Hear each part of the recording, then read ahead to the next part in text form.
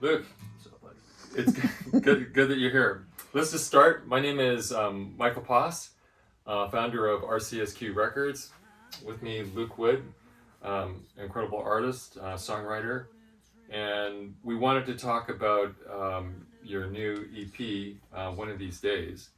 But before we do, I thought what we do is just kind of talk a little bit about your musical journey. So, if you were to kind of say in a summary, um, kind of like your musical background, where you've been, can you kind of give me an idea of that? Yeah. I mean, I've always liked music a lot as a kid. Was kind of obsessed with MTV and VH1 and watching music videos. I did that more than I watched cartoons. Honestly, I don't know if that was good or bad for my development, but I had some older siblings that lived in the house with us that were into that kind of stuff. Yeah. That was a big influence on me. I mean, one of the first tape cassettes I owned was a Bon Jovi cassette. I think it was Runaway. I think it might have been a single of that song. But so yeah, influenced by all that kind of stuff like MTV and other kinds of like things like VH1 and stuff like that as a kid, and then just always kind of wanted to pursue it. You know, I started taking guitar lessons when I was 11. And I did that for several years and started playing in bands in high school when I was 16. I was in like my first like official like rock band, and it was kind of like new metal style, so it was very kind of heavy, like bands like Rage Against the Machine and Korn and Deftones and that kind of thing. It was kind of like the style we were trying to pursue. And I did that for a few years and fronted a couple of different bands that were kind of in that same vein. And then when I was in my early 20s, I became a Christian, and I played in a rock band called Ohio Avenue for a while, and did some touring and stuff. I was a bass player for that group. And then before I got married, I kind of decided to quit pursuing that, just so I could be home and be available to my wife and my kids. And, so how many children do you have? I had two. Oh, awesome. Yeah. Kaylee and Josiah. And so yeah, then I started just playing at church primarily. I did that for a long time, playing in the band and then leading worship. I did that for probably about 12 years or so. And then, I don't know, I guess early 30s, I kind of started songwriting again and trying to kind of like be creative again. And so once I started doing it, it just kind of got, it was an addictive thing, you know what I mean? And I felt like I had this almost like midlife crisis where I was like, man, I gotta pursue this and like see what I can do with this thing, because I feel like it's a gift and a calling to like be a writer and to be a creative person and express your. Talk about that when you say it's a gift to be a writer. Like, so what is the pull? I mean, maybe the question would be, would you be able to not write? No, I've found it's like extremely therapeutic for me. So in that regard, I don't think I have a choice. Right. I think that's awesome. I'm quite the procrastinator, and I push stuff off a lot of times. But it's almost like when I'm kind of really hurting or like really needing to like vent or heal or whatever. It's like I have these moments when I'm in a room by myself with my guitar. Yeah.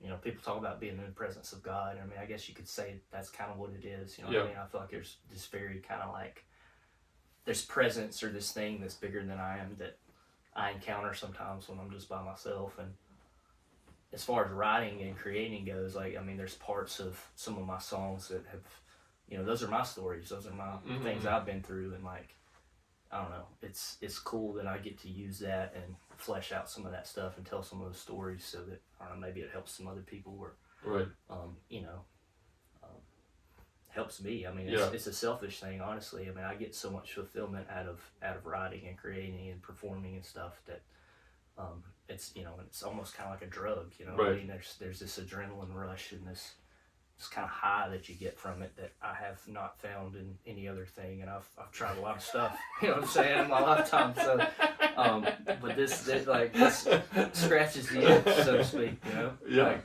it just does. Yeah. And so, tell me a little bit about your. We met. I met Luke with the Blue House Band. There's this open night, mic night, and that's when I heard Luke for the first time. And the guy's got, I mean, just to talk a little bit about your style. I mean, and I'll ask you about it as well. But you have such a soulful presence. I mean, you're super raw, dude. I mean, you're just super raw. You're just right there to listen to you. And that's where I met Luke. I met him at the Blue House Band, and a plug for them for the great work they do in helping artists. You go there every Monday night, you give a chart, and they knock it out of the park, and they play it with you. But so tell me about your style, maybe even potentially the evolution of your style, because you've kind of had a bit of a journey. Yeah. So yeah, I mean, rock was a really big influence for me for a long time, and I felt like with the guitar stuff for a while, I really got kind of consumed and obsessed with like effects pedals and amps and gear and that whole can of worms. And I mean, it's awesome stuff, but I also kind of got frustrated with it at some point, and I sold all my electric guitars, all my pedals, and I just had an acoustic guitar. Yeah. And I was kind of hell bent on just trying to make that enough. Yeah. And I got into people like Tommy Emmanuel and some of those guys. Yeah, Tommy Emmanuel from Australia. Yeah, I really fell in love with like just the acoustic guitar, and then I started listening to like Robert Johnson and Son House and some of those old school like blues guys, just on the back porch picking, strumming and playing away. And I love that sound. So I kind of try to mesh that kind of vibe and some of that kind of stuff with like a rock, kind of a bluesy kind of thing. But it's a mix of me kind of coming from the heavier rock sound and then being in the worship leading world for a long time, and that I feel like that influences my songwriting too a little bit, and then just really kind of falling in love with the acoustic instrument itself, and then trying to utilize that as a tool, but and I don't know, there's so many different options there, you know what I mean? It can be very percussive, and it can be very like heavy, even like on the rawness side of things, but then it can be extremely just melodic and beautiful too. So, but yeah, that's, I don't know how I came about with a style necessarily. It's just, it's kind of like a collection of all that kind of stuff that's influenced me a lot. From the rock side, and then like blues and other like singer-songwriter type stuff. Yeah, I mean, it's interesting when you go to Spotify and you have to write like who you are. So, so you're typing away and you're doing your song, and then you say, am I pure rock? And you say, no, I'm not pure rock. Am I absolutely blues? I'm not blues. Am I absolutely funk or soul or whatever? Alternative. But I mean, I'm like, I don't even know what that means really, like. Because there's all these little fragments of different genres now that are kind of breaking off, and I think it's all kind of turned into a big melting pot for the most part. But so what RCSQ Records has done, or what I've done as well in regards to outlining my style, is this whole notion of eclectic roots groove or eclectic roots or roots groove, and I really kind of feel that you fit. I mean, not that when you look at everything, if you're a hammer, everything is a nail. That's eclectic roots groove, and this is eclectic roots groove. But your style is very raw. You have blues kind of feeling to it. You have like a dark Lou Reed kind of quality, and just like a Dylan-ish kind of melodic and kind of stationary voice and how you phrase and whatnot. So. To me, dude, your eclectic roots groove. I mean, that's it. Yeah, I mean, when you told me about all that, I was kind of like, oh, yeah. Because it's hard, man. People ask you, like, what are you, especially in Nashville, and you're like, because they just assume country. You know what I mean? And I'm like, well, not really. But I mean, there's elements to some of that stuff I do. I think that could kind of maybe fall in that category. Yeah. And I'm a fan of all of it, so it's really hard to, like, narrow it down. But I don't ever know what to say really to that. I'm always like, well, I'm kind of this and that, and so it's like you could say eclectic roots groove to be able to say that, and when you tell people, or at least recently, you can explain it. They kind of look at you like, well, I've never heard of that before, and then you can tell them what it is and how you fall into that category. So I don't know, it's kind of cool. Yeah. So let's talk a little bit about now to go back to the how we met. We met at the Blue House Band, the artist night with the Blue House Band. But talk about one of these days, this new EP that we worked together on, RCSQ Records, working with you on one of these days. Maybe just to kind of, I'll put my plug in, not a plug, but just sort of, when I heard you, when you play with the Blue House Band, you sound absolutely great. And you love doing it. I mean, you get a big adrenaline rush when you play with them. All those guys are Nate and amazing. Alex and Troy and all of them, just amazing artists. But one of the things I heard in your voice is this like you say, this soulfulness, this raw quality, and I thought it would be so cool to capture that just acoustically. So maybe talk a little bit about that. Yeah, I mean that's more along the lines of what I was wanting to do, just because some of the stuff I've released in the past has got tons of production and instrumentation on it, and I love how it turned out, but I felt like there was a disconnect from how that sounded to when somebody came to see me at a writer's round or at a coffee shop or a little restaurant or whatever, and it's usually just me and a guitar, like a loop pedal. It was hard to kind of recreate all that instrumentation and create this like show. So I wanted to have something that was just real and like just me and kind of stripped down and raw. And and I love how you captured all that stuff. I feel like it really kind of was like perfect for what I was wanting. You know, there's an intimacy too with like seeing somebody that's just on stage by themselves with their instrument, and there's no crazy like instrumentation kind of backing them up and covering up stuff. I mean, they're very kind of raw and exposed. And, I've fallen in love with that. Like when I get to go to some of these quiet like listening rooms, like the Bowery Vault, and you get to see somebody that's really worked on a song and it's got it dialed in good, and they just get up there and nail it, and it's like.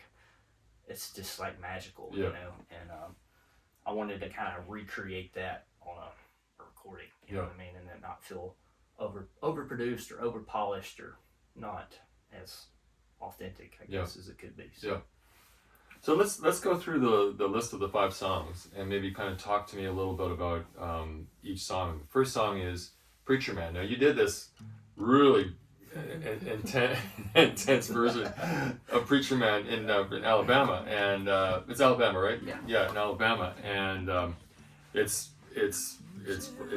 dark, it's rock, it's very, very strong, soulful. It's an excellent rendition of Preacher Man. But so talk about Preacher Man as an acoustic version. Preacher Man, it's just funny, man. I don't know. I actually wrote it on ukulele. And it's taken a lot of different forms. I've had the song for a long time. It used to be like kind of a blues song even at one point. And I don't know, man. I got the idea after church one day. I mean, it's kind of based off the parable of the sower in the Bible, and I'm kind of tying that into my own like experience or story of just trying to kind of find fruitful ground to be, But it's interesting, the question you say, tell me Preacher Man. So what are you asking the Preacher Man to tell you? Well, my take is like, I'm almost asking him to put me out of my misery. You know what I mean? Like, I can't help me because I can't help myself. I can't get it right. Yeah. So, but which is it's actually a profound question, because he's not to make this commercial fake, but he's the only one who can. He's the only one that can set you right. But yeah. So, but yeah, I mean, the heavier version, I have some friends in Alabama that own a haunted house, and it's like a big thing. Dude. It's like a big attraction in the area, and they play that song. They have a character in the haunted house. It's called Preacher Man. They play it in the haunted house with the rock version. Yeah, my buddy Chris, that's his character. It's Preacher Man. Yeah. They're like, going through the trails in the woods, and it's like blaring. It's pretty cool. I went and hung out like a couple years ago and like helped. Like, it was like one of the guys in the haunted house, and I heard my song on the speakers. I was like, that's cool. Yeah. So what we did with the song is that Luke is playing guitar and sort of also just to sort of very, very slightly to build a kind of a movie score arrangement around the acoustical aspect of the song, which kind of added a little bit. So that song's developed a lot. I mean, and the acoustic version of it's kind of come after that, and it's me kind of trying to mimic the groove of the heavier version, Yeah. and then making it acoustic, and then it's just kind of like turning into this real kind of percussive, Yeah. gritty kind of thing. Yeah. Oh, it's great. It's a great tune. Nothing Hurts. Yeah. That one was just a blues jam. I mean, I wrote the little like the tag or the hook there in the chorus, like just kind of goofing off one Right. way. And I mean that one came pretty quick. It's a very clever turn of the words. Nothing hurts more than Loving you. Loving you. Does that have an origin to it? Not really. Because making up a character in your head also sometimes is really cool, and writing about it was it like that or? Not really. I have a couple songs like that. They're like blues, like sounding like that are kind of real, like aggressive love songs. Yeah. And I think I was just listening to a lot of that kind of stuff, like Yeah. a lot of blues songs, and a lot of stuff about like heartbreak, and, Yeah. That made a woman kind of Yeah. vibe, like whipping post and stuff like that. You know what I mean? And I think it just it was in my subconscious. And it was Yeah. all those that I wrote like that they were written pretty quick. Yeah. It wasn't like I was marinating on them. It was just kind of catchy. It's a great feel also with you talk about your love of learning how to play the guitar. I mean, it's interesting when we did the recording of it, the guitar that you have, it's your brother's guitar.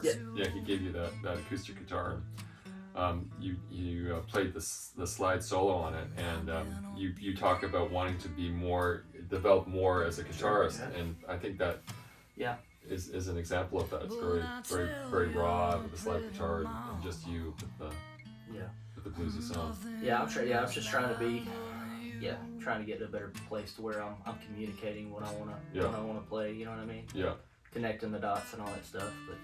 It's one of my favorite things to do, man. I'm not big on video games, but I can play the guitar for hours. Yeah. You know what I'm saying? I know, it's amazing. You can just spend hours and hours likewise. What'd you do today? Yeah, I played the guitar. Noodle. It's really funny because I have some friends, and the friends say the same thing. Friends say, hey, well, and it gets kind of boring after a while. What did you do? Well, I was producing music. And then the next day, what'd you do today? Well, I was producing music. I was writing music. And honestly, I am trying to be like I have this awareness of I need discipline in the creative part of what I do. Because it is easy to just waste time and kind of always be experimenting with sounds or but that's a different thing than writing and actually producing something. So I'm trying to find the balance and all that too, the creative part of what we do.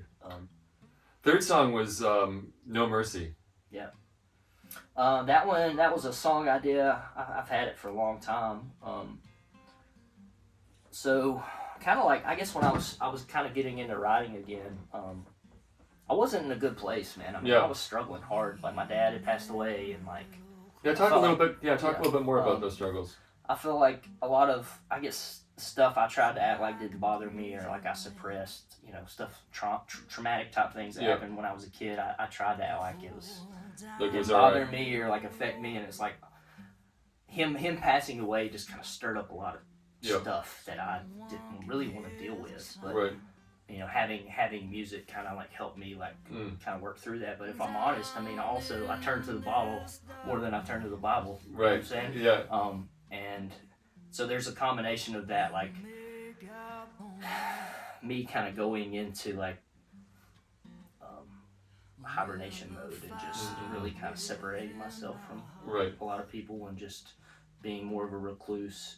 But I remember it's how I would Were you deal. married? Were you married at that time? Okay. It's kind of how I would deal. I'd come home from work or whatever, nobody's home. I would go sit in the stairwell in the dark, because it sounded good in the stairwell. It was had really good acoustics, and I would just go in there and just sing whatever, random thoughts, random whatever, and then songs started to kind of develop out of that. And so what are with the words of No Mercy? What did you kind of dial in on? So that it's about addiction. It's about surrender to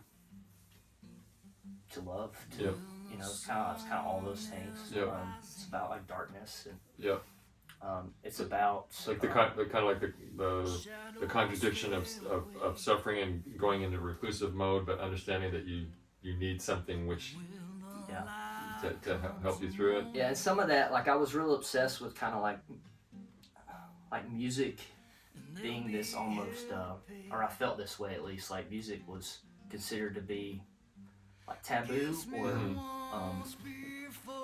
me pursuing it was kind of like I mean, I felt judged somewhat, I guess, in that regard. Like for pursuing music? Kinda. Uh-huh. By like peers and by people. Like Yeah, I knew yeah. it was almost like this pop dream, and like I don't know, it was silliness for me to be kind of trying to do that again. So some of that is almost like I started viewing music, or like that relationship to music is like a mistress, or like Right. something I was doing in secret that I wasn't supposed to kind of tell everybody about. You know Right. what I mean? Like I was having to be almost kind of sneaky about it, because I wasn't at a place to where I was wanting to be vulnerable enough to like really express myself. Okay. To you know, just people in general. So that time frame was just, I don't know, again, it was just like me a lot by myself in the dark, and some of those songs kind of stemmed from that. Like One of These Days was one of them, and No Mercy. I wrote both of those kind of in that time frame. Right.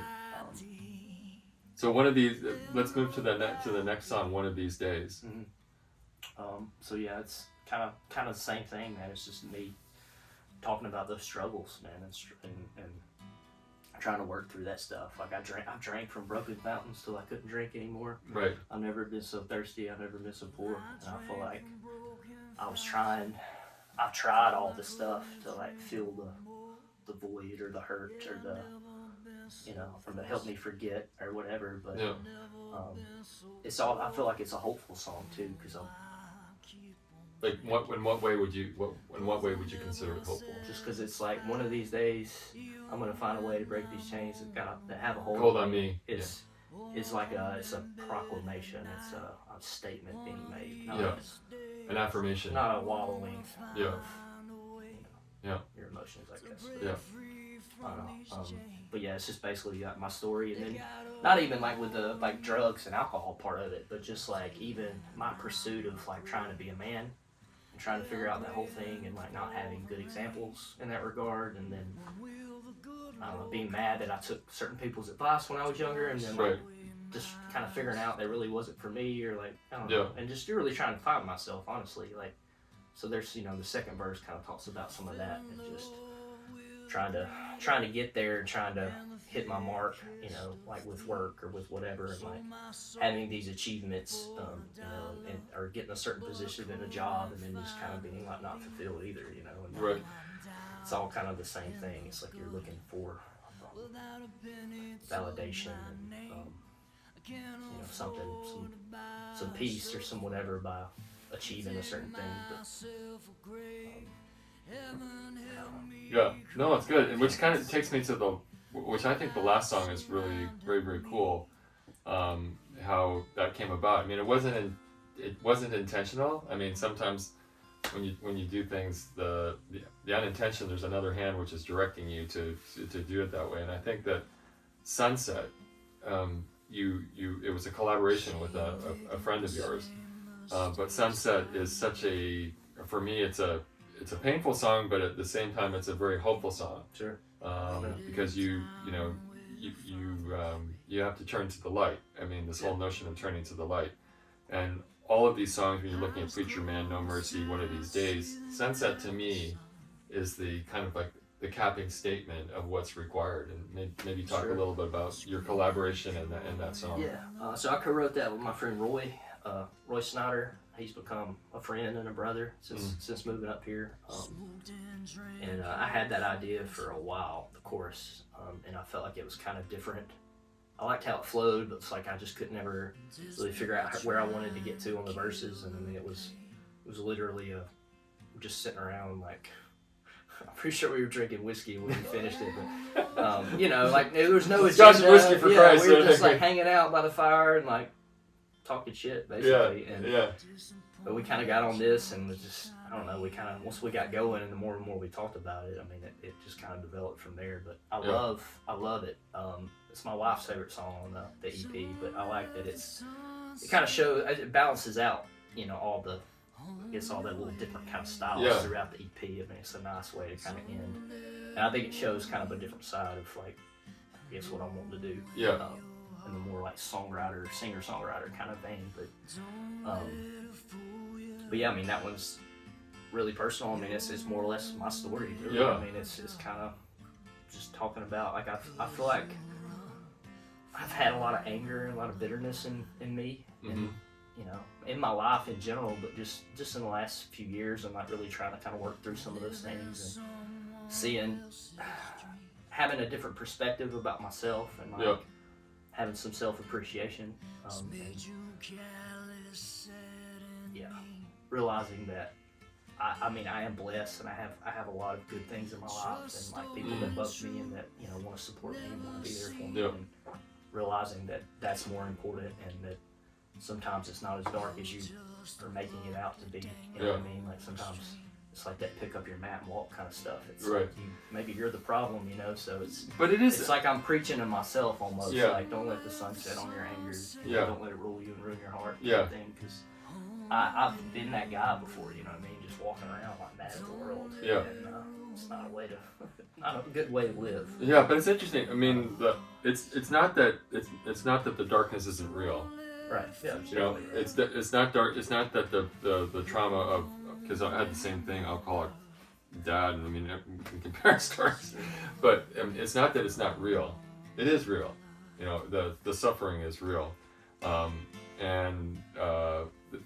the idea that you're kind of figuring it out through songwriting, which I think is super cool. I mean, there's many different types of songwriters in Nashville. I mean, there's the songwriters that are coming to be famous, to be stars, and to try to figure out, you know, what they need to do in order to make that happen.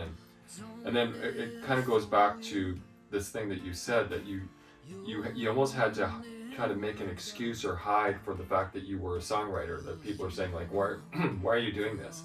And back even to the original, when we started off, where you said, I cannot but help but write. You know, it's a means for me to be able to get myself, you know, out there, and to be able to express that I am, and that you are, to me, you know, a compliment to you, Luke. You are a true and raw songwriter who is perfecting your craft. You're working it out there. You have a goal. You left it for a while, but you came back for it. It's something that you can't but help to do. You have to write, man, and so it's haunting. It's you have to write. It's a lot of fun though, man. Yeah, you know, like I feel like, I don't know, I've stressed myself out in the past, and like I was telling somebody yesterday, I'm like, you know, I don't know why though. I mean, I'm getting to play a guitar and freaking sing some songs. Like, it's like, Luke, relax, bro. Like, just enjoy it. Like, whatever it is, like, there's work involved, of course, but like, it's not like, I don't know. I think I just put a lot of pressure on myself to like get to a certain success level. Yes. You know what I mean? Or I was going to be deemed a failure, or a screw up, or whatever. But like, at the end of the day, I mean, I don't know, if I never have any major success, but I get to have a good time. Like, that's really what it's about. And like, and just continue to create and try to grow in that whole songwriting thing. You know, like that's really what it's all about. You know.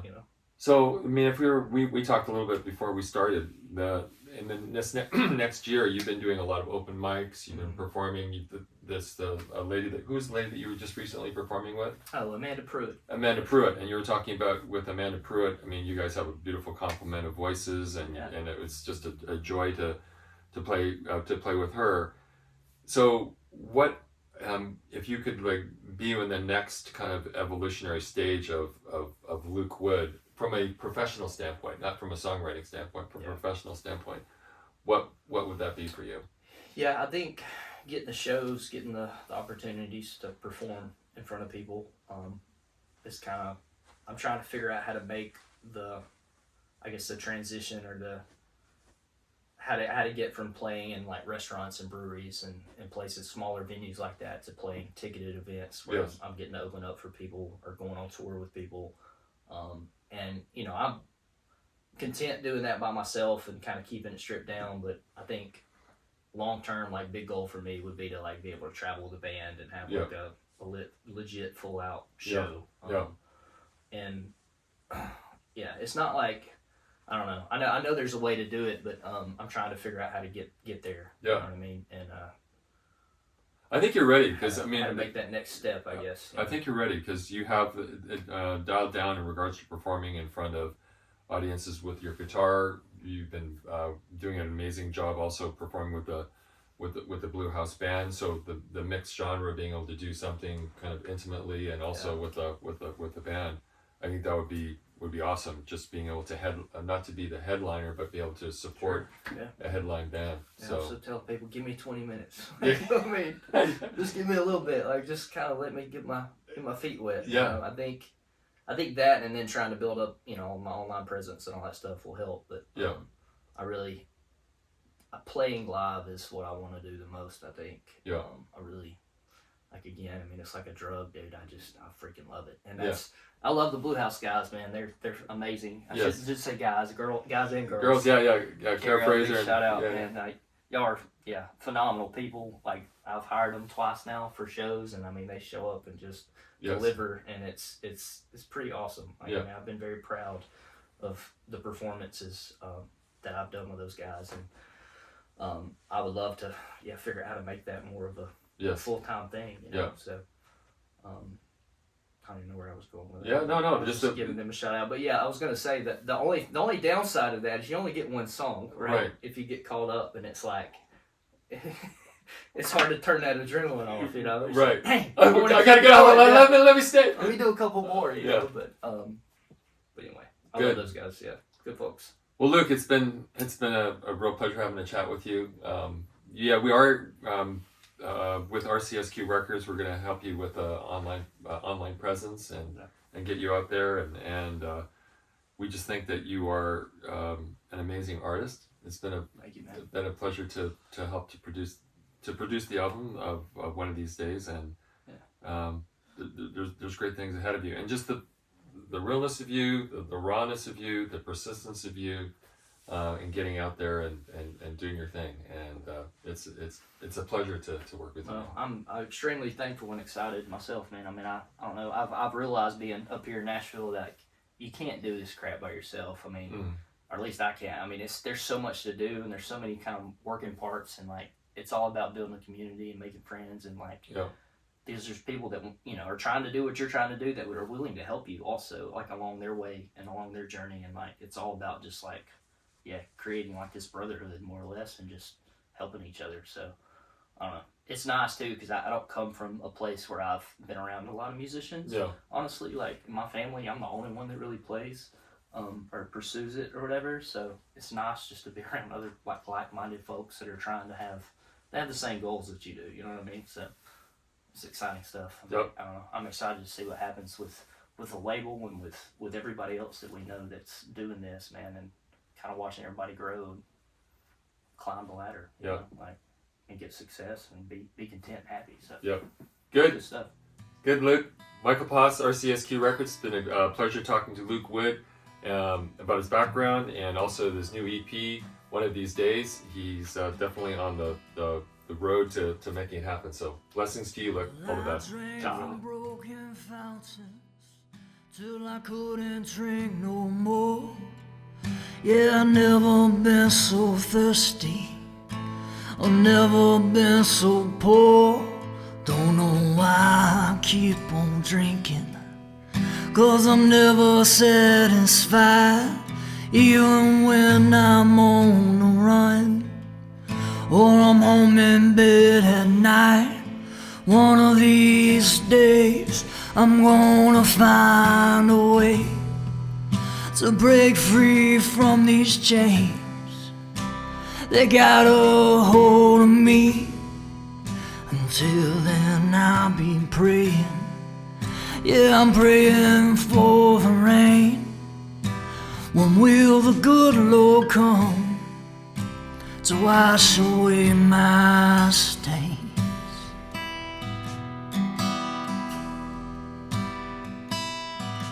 I fell in